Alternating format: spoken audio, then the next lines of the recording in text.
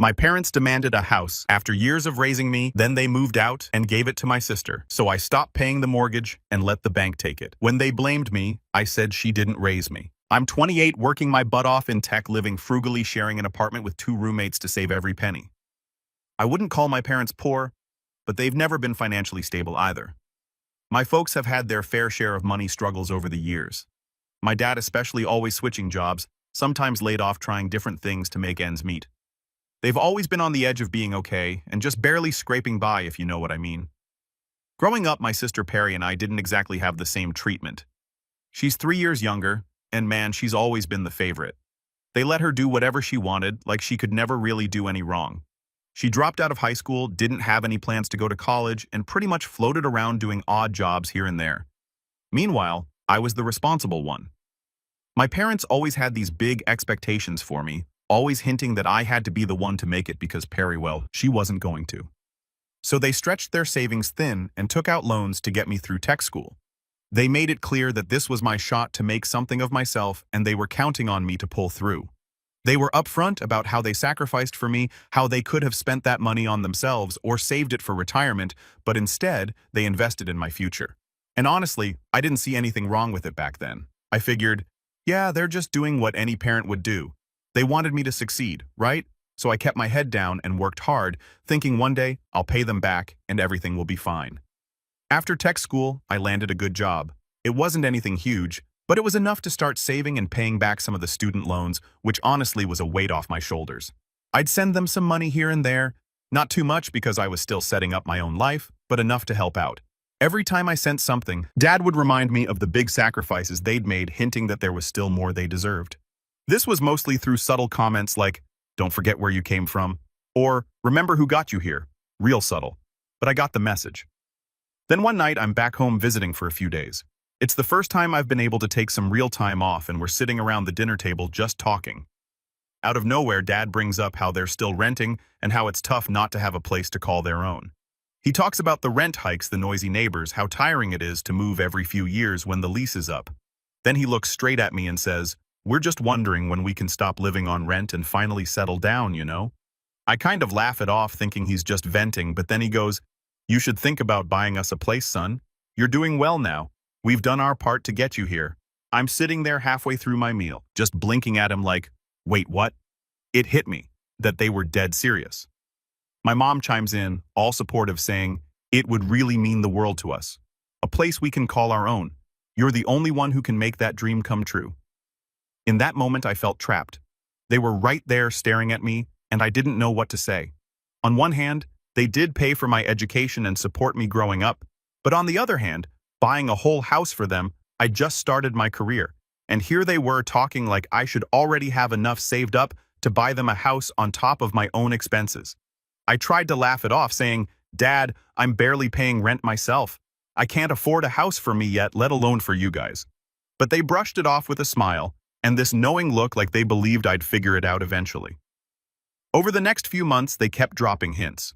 Every phone call, every time I'd visit, there'd be a comment like, "It would be so nice to settle down somewhere," or "All we want is a small place, nothing big." And they'd follow it up with the usual reminders about sacrifices, how they didn't have a choice but to drain their savings for my school, how much they went without. I couldn't even argue with them. Everything they were saying was true. They had put everything into my future, and they did make sacrifices. But it started to feel like they weren't giving me a choice either, like they were pushing me into a corner. Guilt was their tool, and they wielded it well. Eventually, I caved. After years of saving and cutting back, I managed to scrape together enough for a down payment. I wanted to do it for them, partly because I felt I owed them, but also because I thought it had finally put an end to all the guilt trips. So I bought them a house, nothing crazy, just a simple place in a quiet neighborhood. But it was theirs.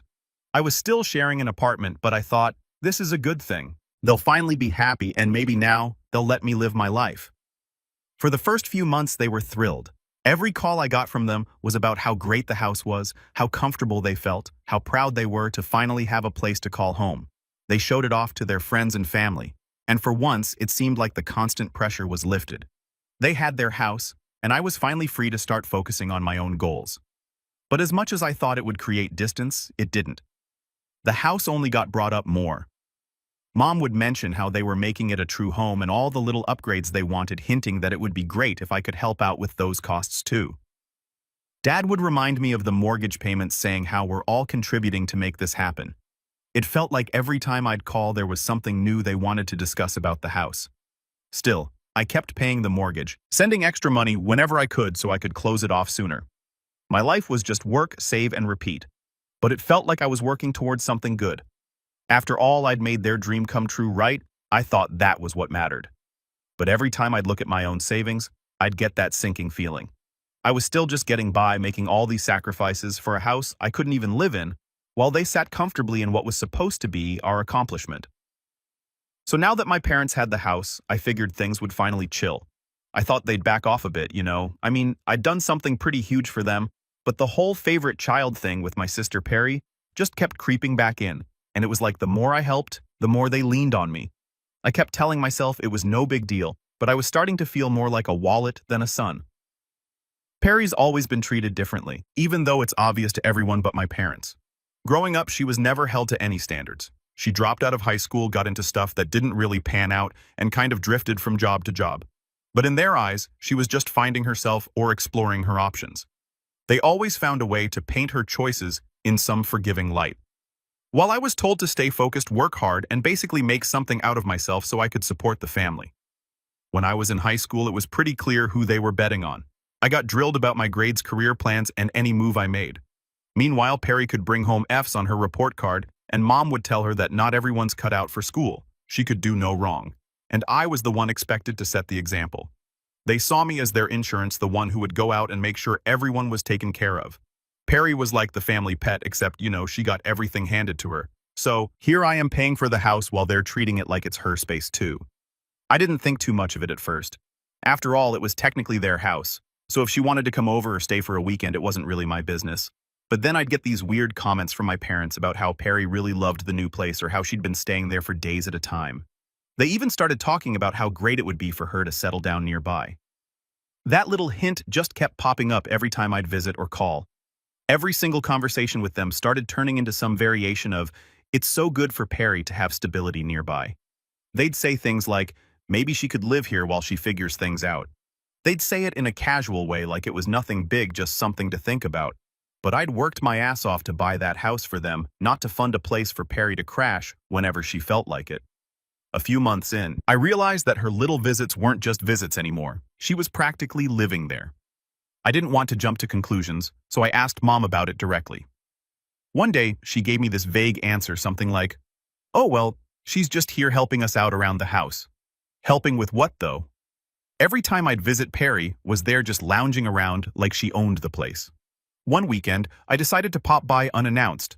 I hadn't told them I was coming because, well, I wanted to see for myself what was really going on. I get there, and it's not my parents who opened the door. It's Perry. She's wearing pajamas, looking super comfortable, like this was her place. She seemed surprised to see me, and actually asked, "Oh, what are you doing here?" as if I was the one intruding. I remember just standing there, a little stunned, trying to process why she was acting like she'd been there for weeks. I go in, and the whole house is set up with her stuff everywhere. There were clothes and bags and makeup strewn around. It was like she'd moved in. No question about it. I ask her, "Where are Mom and Dad?" She shrugs, saying they're out shopping or something and won't be back for a while. I sit down trying to play it cool, but inside I'm fuming. We sit in this awkward silence for a few minutes, and I just can't take it anymore. I go, "So, are you staying here for a bit?" She just shrugs again, saying, "Well, it's a nice place. Mom and Dad don't mind me hanging out here." I wanted to tell her off, say something like, "Yeah, well, maybe I mind," but I knew that would blow up into something bigger. So instead, I just nodded, biting my tongue, trying not to lose it right there. When my parents came back, I brought it up casually, saying something like, "Hey, I didn't realize Perry was staying here." They just laughed it off, saying she needed a place to stay for a while because things weren't working out with her roommates. I knew exactly what that meant. She'd probably gotten kicked out or couldn't pay her part of the rent, but of course my parents would never actually say that. To them, it was just another harmless little adjustment in her life. Nothing was ever her fault. That night, we all sat down for dinner, and the entire time they kept praising her for helping them out around the house. I couldn't believe it. They were acting like she was some kind of hero for being there, while I'm the one actually paying for the place. Every time I tried to bring up something related to the house, they'd steer the conversation back to Perry, how good it was for her, how she was finally getting her feet on the ground, and how this was just what she needed to get on the right track. It was like I wasn't even part of the picture anymore. They were making this house about her as if my sacrifices didn't exist. After that night, I couldn't shake this feeling that I'd been duped. I didn't sign up to buy a house for Perry. I bought it for them thinking I'd be giving them security. But it started feeling more like I was financing Perry's new life. I left that visit feeling frustrated, like I'd walked into a trap I didn't even know was there. It was becoming clearer that my parents had a blind spot the size of a house when it came to Perry. I couldn't help but feel like I was being taken advantage of, and it was getting hard to ignore. The next time I talked to my parents, they dropped another bomb on me. They started talking about how settled Perry seemed to feel in the house, and how great it would be if she had her own space. I tried to laugh it off, saying, well, she's got to find her own way eventually, right? But they just looked at me with these blank stares like I wasn't getting it. And I realized then that they had a different idea about what her own space meant. All right, so here's where things went completely off the rails. After that last visit where I'd walked in on Perry just lounging around the house, I figured she'd be moving out soon. Or at the very least, she'd help out if she was planning to stay longer. I thought maybe she was just crashing there temporarily, like we all do when we're going through something. But a couple of weeks later, my mom calls me up all casual and drops a bomb on me. They'd actually moved out. Yeah, you read that, right? My parents moved out of the house I bought for them, and Perry had moved in full-time instead. I sat there, phone in hand, trying to process it. I couldn't believe what I was hearing. I mean, I bought that house specifically for my parents, thinking it would give them the stability and peace of mind they deserved. And now, out of nowhere, they just handed it over to Perry. No heads up, no conversation, just a casual announcement like, I'd have no problem with it. I asked, trying to keep my voice steady. Why would you move out? This house was for you and Dad, not for Perry. My mom just laughed, brushing it off like it was no big deal. Oh, honey, we needed a fresh start. Besides, Perry needs the house more than we do right now. She's trying to get her life together, and having a stable place to live will help her a lot. She said it so matter-of-factly, like it was the most logical thing in the world. She's trying to get her life together, she explained, like that justified everything. She needs stability, especially if she's going to have a family someday. I was just sitting there, stunned, trying to wrap my head around what she just said.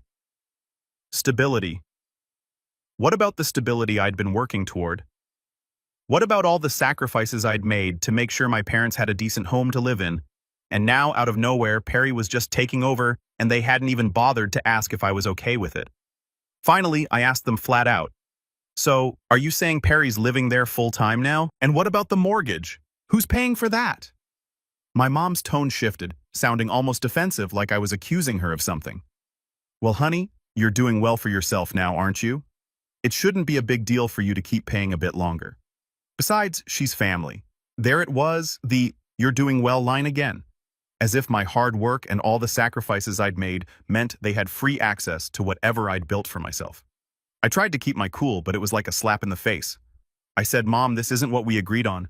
I bought that house for you and Dad, not for Perry to live rent-free while I cover the bills. She sighed, sounding exasperated, like I was the one being unreasonable. We thought you'd understand. She's struggling and she doesn't have the same opportunities as you. You've always been the responsible one, and we're just asking you to help a little longer. At that point, I was barely holding it together. Help a little longer. Mom, I'm paying for the entire thing. It's not a little help. I've been paying extra every month to get this paid off faster, thinking it was for your stability. Now you're telling me you just handed it over to Perry without even asking me. My dad chimed in, then trying to sound calm and reasonable, but he came off more patronizing than anything. Son, we didn't think it'd be such a big deal. We know you're financially stable, and Perry could really use this. It's just until she gets back on her feet. Gets back on her feet, I said, my voice rising despite trying to keep it in check. She's been getting back on her feet her entire life. When does it stop being my responsibility to fix everything for her? They just sat there looking at me like I was the one who'd done something wrong. Finally, my mom said, well, maybe we shouldn't have assumed you'd be so willing to help your own family. The way she said it, like I was the bad guy, just hit me hard. It was like no matter what I did, they'd always find a way to turn it on me. I got up to leave, saying, look, this needs to change. Either she pays her part or you guys do. But I'm not just footing the bill for Perry to live for free in the house I'm sacrificing everything for. They didn't respond, just looked at each other like they were disappointed in me, as if I'd let them down somehow. Driving home, I felt more frustrated and betrayed than I ever had before. They'd pulled this move blindsiding me with a decision that impacted my life in a huge way, and then they had the nerve to make me feel guilty for not wanting to just go along with it. It was like all my hard work and everything I'd done for them meant nothing. Back at my place, I tried to calm down, thinking maybe I was overreacting, that maybe I was being selfish for wanting a little say in how my money was being spent. But the more I thought about it, the more it sank in that I wasn't being unreasonable at all.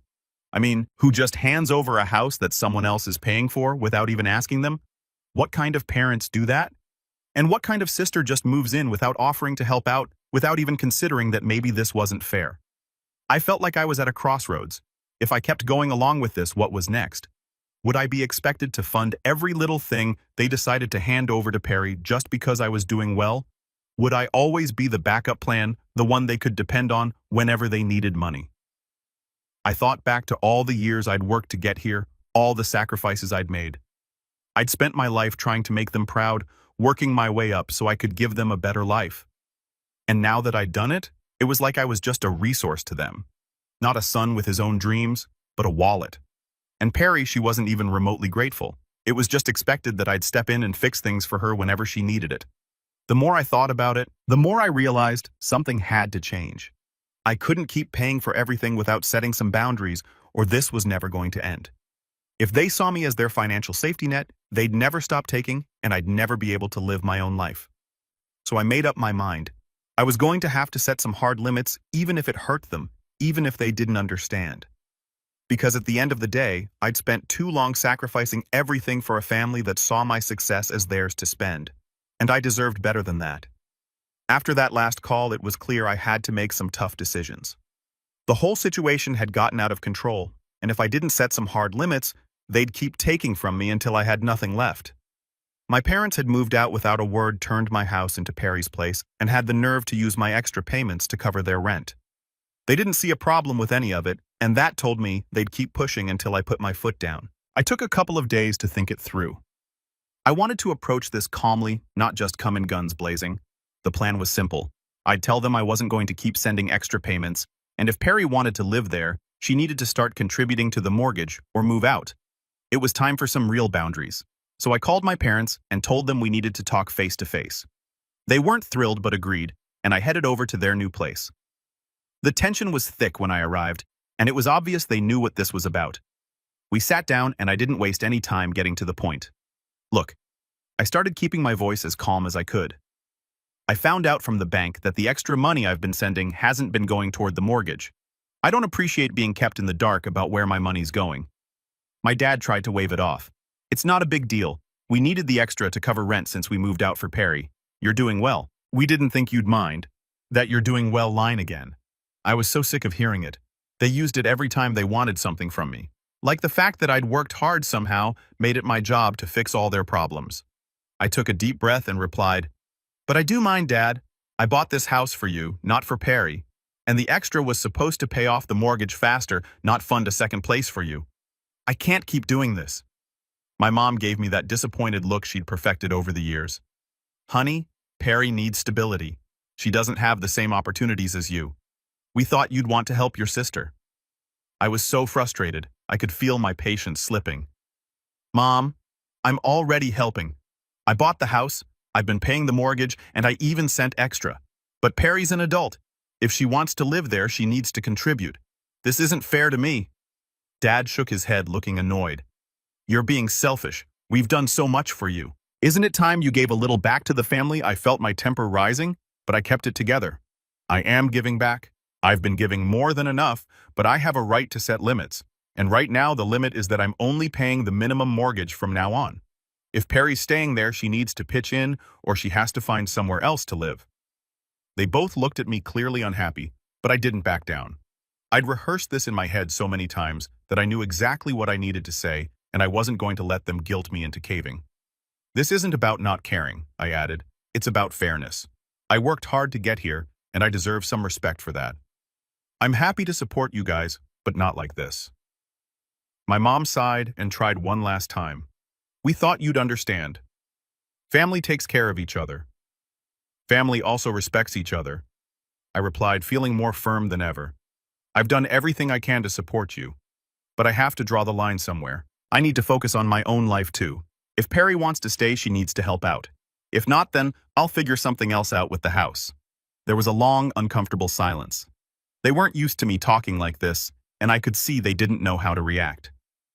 My dad eventually muttered, "We'll talk to Perry."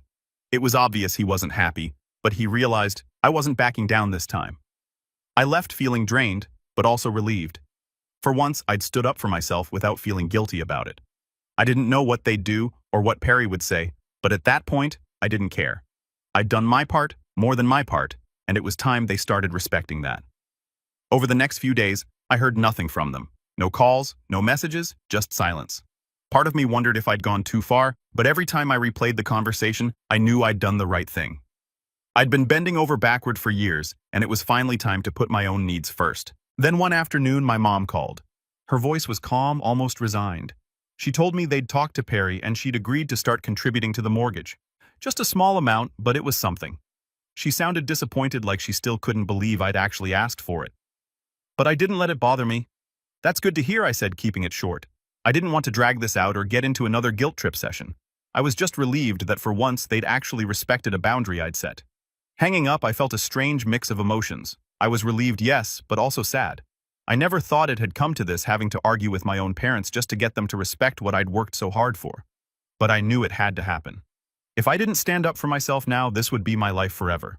Constantly giving, constantly being expected to cover everyone else's mistakes. In the weeks that followed, things were quieter. They didn't push as much, and there were no more sudden changes I wasn't told about. For once, I felt like I was actually living my life for myself, not just as a backup plan for everyone else.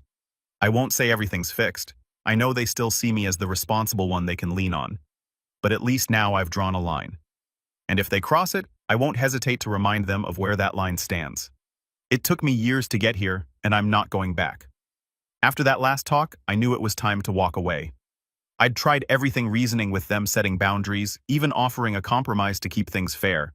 But no matter what I did, it always ended up the same. They saw me as their safety net, not as their son, who also had his own life and goals. So I made the decision I should have made a long time ago. I stopped paying the mortgage. I was prepared for the fallout. The call started almost immediately. At first, it was my mom calling every day, sometimes multiple times a day, leaving these long-winded voicemails about family obligations and how disappointed they were in me. She'd remind me of all the things they'd done for me growing up, making it sound like I was some selfish jerk who'd abandoned his family. Then my dad joined in. His voicemails were sharper, more frustrated.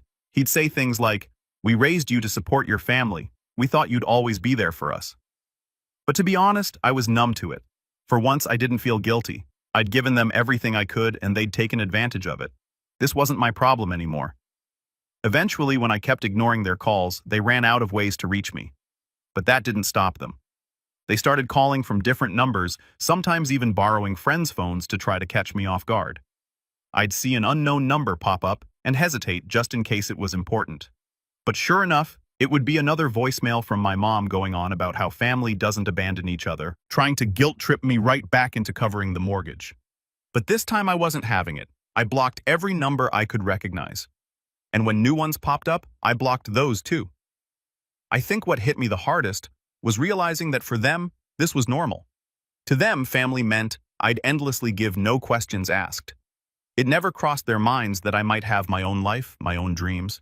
They couldn't see me as anything other than a bank account with a voice on the other end of the line.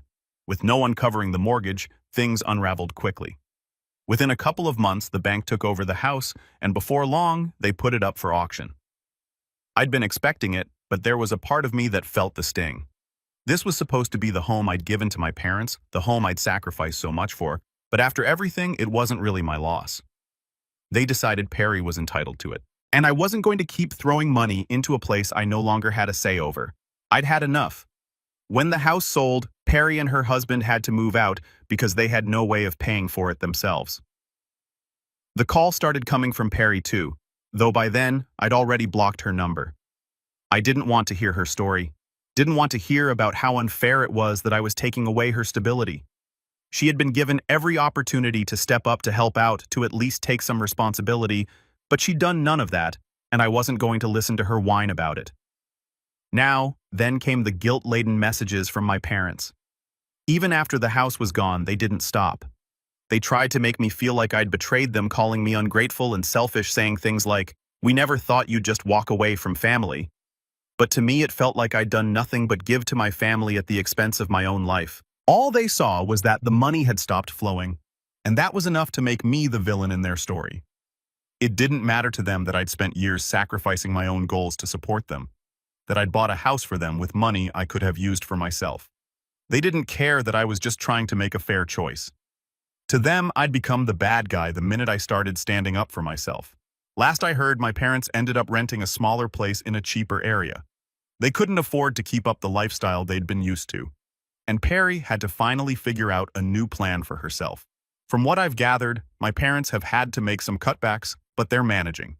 And Perry, she isn't getting her usual handouts anymore. She's on her own for what feels like the first time in her life. As much as I might have felt guilty about it before now, I see it differently. She needed this wake-up call. Maybe now, without me as a fallback, she'll realize she has to put in her own work. As for me, I finally got my own place. It's nothing fancy, a small apartment that I pay for on my own terms. There's a kind of peace in it, knowing that this space belongs to me and that I'm not constantly working just to fund someone else's life. I'm finally able to start saving up for a future that belongs to me alone. The idea of having my own house someday, one that's truly mine, is a goal I'm actually excited about. Looking back, it's wild how long it took me to see the truth.